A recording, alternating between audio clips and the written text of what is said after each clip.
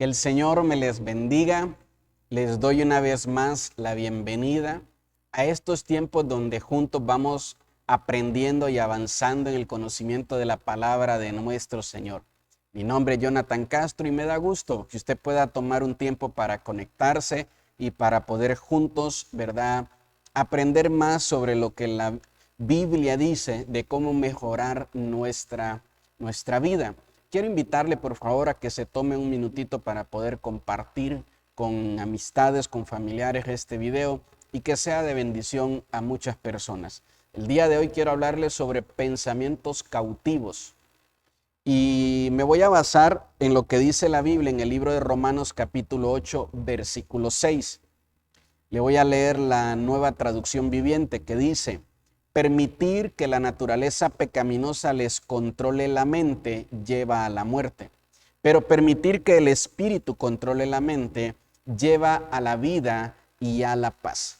No sé si usted ha notado, pero muchas veces, ¿verdad?, no siempre hacemos lo que pensamos.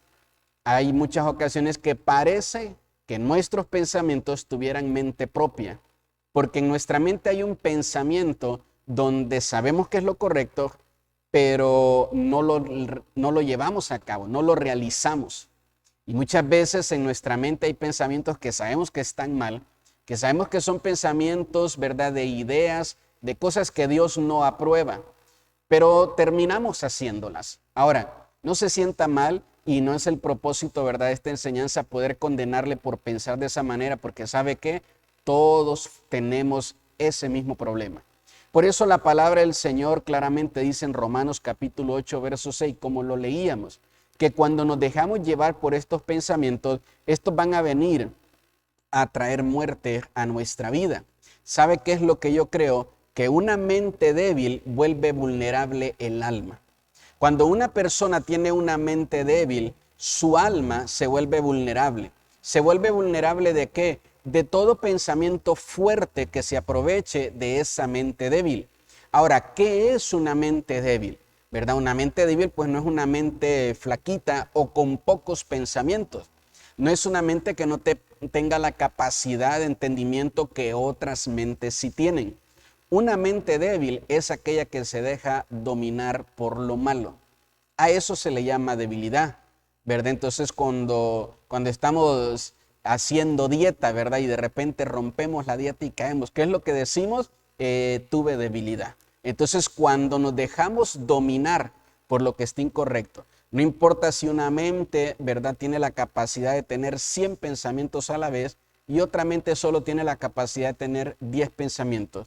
No se necesita una gran o una poca cantidad, se necesita un pensamiento al cual venir y someternos, al cual venir y rendirnos. Y entonces ese pensamiento va a aprovechar ese momento de debilidad y va a abrir una puerta para que por ahí entren cosas que nos van a llevar a la muerte, como dice el apóstol Pablo aquí en el libro de Romanos. Pensamientos que nos van a dejar vulnerables a cosas que nos dañan, a cosas que nos lastiman. Por eso es que nosotros tenemos que poder tener cuidado. Hay ocasiones que tú necesitas, no es un asunto de devocional, no es un asunto religioso, necesitas orar. Y de repente te vas, ¿verdad?, a orar, pero tus pensamientos se desvían y logras orar 1 o 2 minutos y de repente ya estás pensando en otra cosa. Ya tus pensamientos, ¿verdad?, están llevándote a estar en tu momento de oración pensando en cosas que todavía no estás ahí. Lo mismo cuando nosotros queremos meditar en la palabra del Señor. ¿Sabe qué es lo que hace nuestra mente? Se pone a divagar y empieza nuestra mente a ir de un lado para otro, de tal manera que invertimos 5 minutos leyendo un capítulo y de los 18 versículos que leímos, no recordamos ni uno. Y hasta decimos, leí algo muy buenísimo, pero no me acuerdo qué es. ¿Por qué? Porque estábamos leyendo, pero nuestra mente estaba divagando en otras cosas. Y quiero irle poniendo todo esto como base para que podamos entender por qué muchas veces no podemos, como dice la Biblia, tomar cautivos aquellos pensamientos incorrectos y más bien son estos los que nos toman cautivos a nosotros, cautivan nuestra voluntad, ¿verdad? Vuelven cautivo nuestro espíritu. La palabra de Dios dice en 2 de Corintios capítulo 10 y verso 5. Exactamente lo que le estoy diciendo. Dice, lleven cautivo los pensamientos.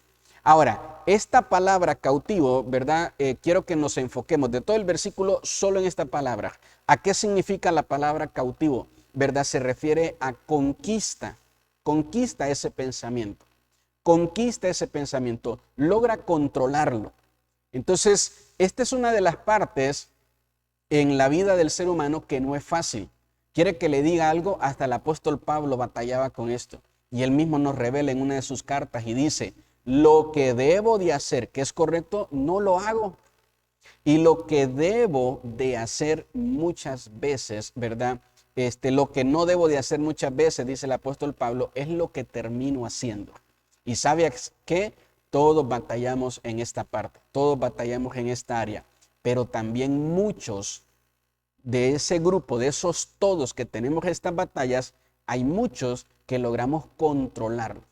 Y de repente cuando hace tiempo atrás un pensamiento de ira, de enojo, me controlaba y me hacía actuar de manera irada, ahora ese pensamiento es cautivo por mi voluntad. Ya no cautiva mi voluntad, sino que ahora mi voluntad lo mantiene cautivo. Y ahora cuando hay situaciones que me hacen enojar y explotar, logro controlarme. Y ya no grito, ya no insulto, ya no digo malas palabras, etcétera, etcétera. ¿Sabe cuál es uno de los problemas con los cuales mayormente lucha el ser humano en este tiempo? Con abandonar todo. Ahorita algo no nos gusta, lo abandonamos, aunque eso es de beneficio para nuestra vida. Muchas veces hay lugares, hay personas con las cuales nuestra vida va a mejorar. Necesitamos estar ahí. No tenemos que quitarnos.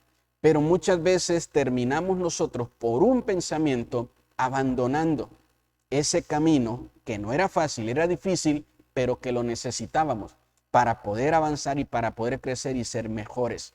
Entonces la palabra del Señor nos dice que cuando tú logras controlar tus pensamientos, ya no eres la persona inmadura que a la primera ofensa tira todo y se va.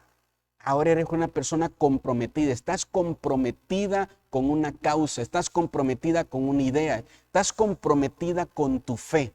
Eres una persona comprometida con una familia, eres una persona comprometida con cada responsabilidad que ha ido tomando en la vida, pequeñas o grandes, pero estás comprometido y ya no abandonas. Y muchas veces vienen pensamientos y te dicen, ya déjalo, ya para qué, mira cómo está todo de difícil, todo de complicado. Pero ahora logras controlar esos pensamientos. Y por eso es que ya no abandonas y ya no andas, ¿verdad? Como la ola del mar de un lado para otro, sino que ya permaneces. Y todo aquel que permanezca echará raíz. Y todo aquel que eche raíz dará fruto. Y eso lo tenemos que tener claro en nuestro corazón. Ahora, es posible, a la luz de la palabra, controlar nuestros pensamientos con dos armas espirituales que el Señor nos deja. Y una es el mismo Señor y Espíritu Santo, y la otra es la palabra de Dios. Mire lo que dice la palabra del Señor en Romanos, ¿verdad? 8:6, que es nuestro pasaje base.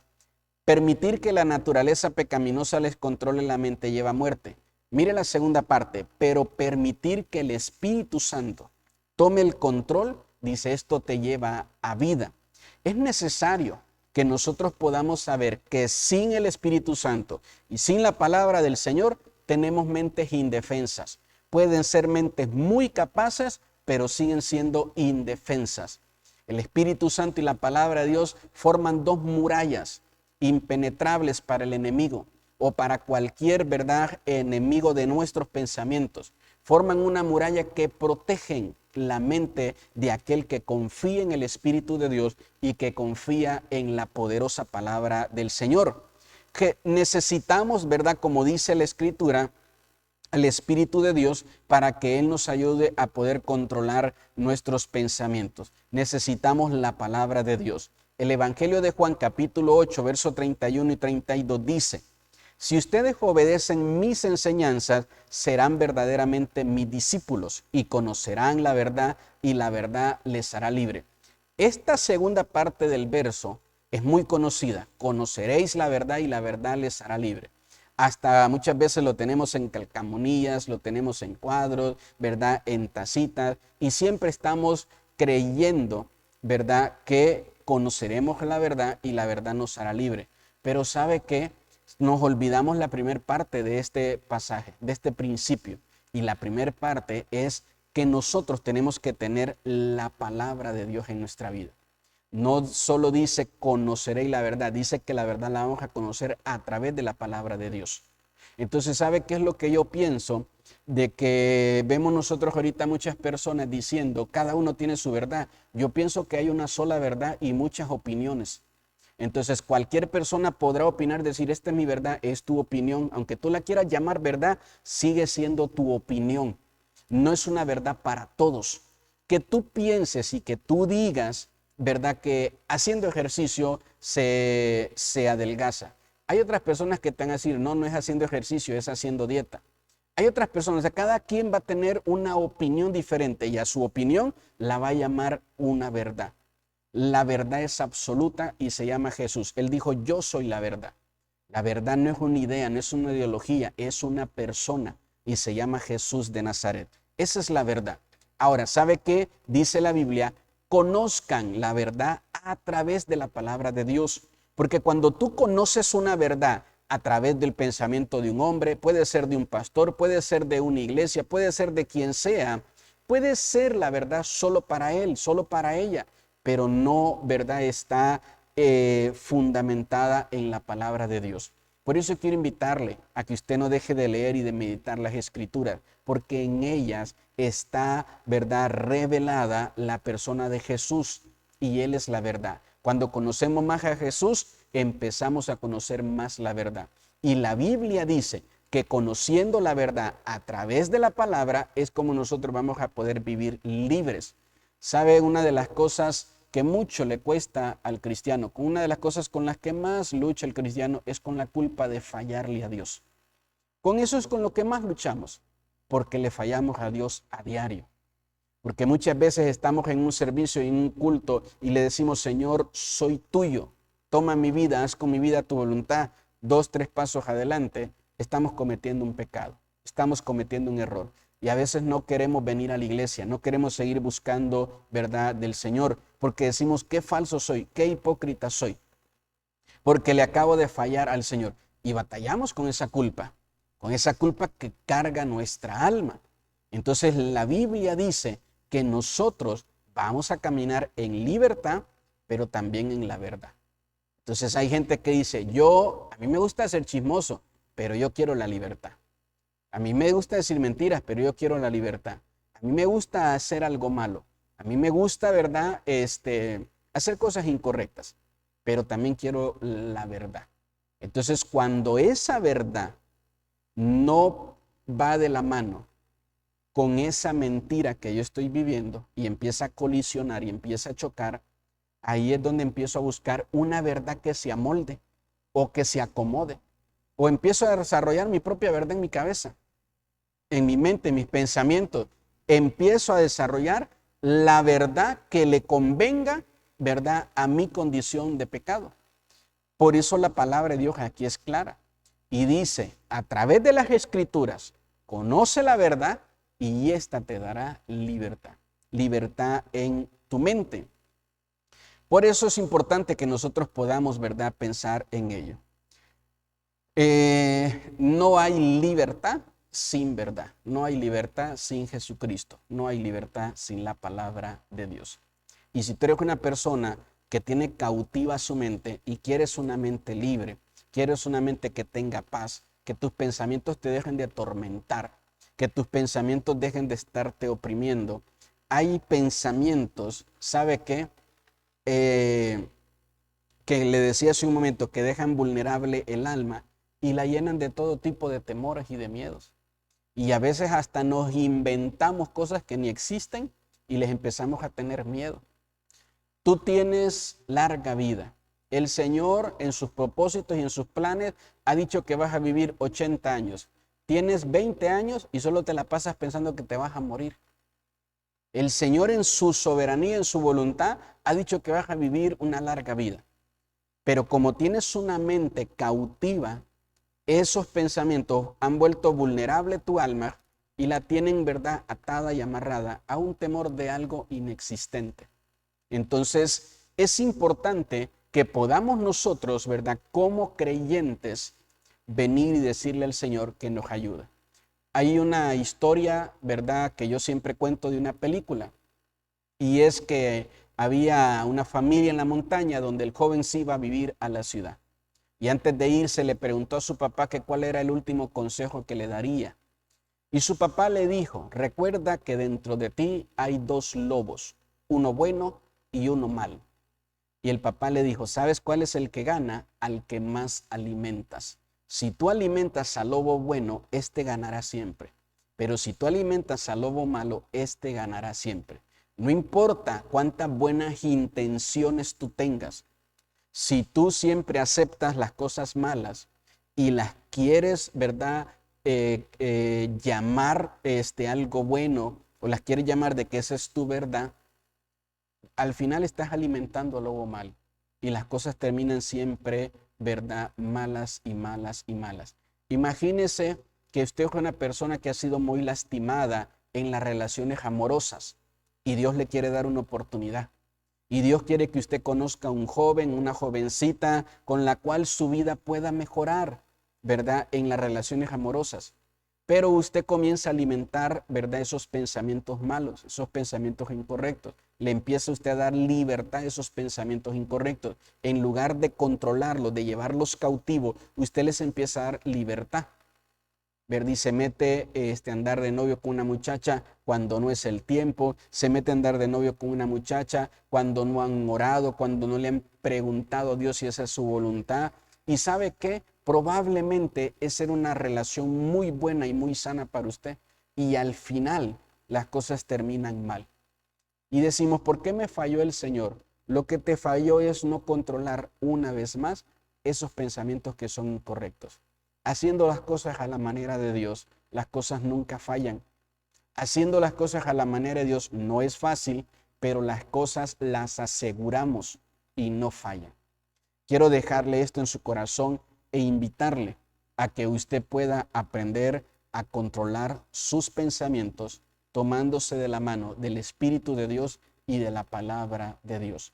Háblele al Espíritu Santo, Él escucha, Él es Dios también.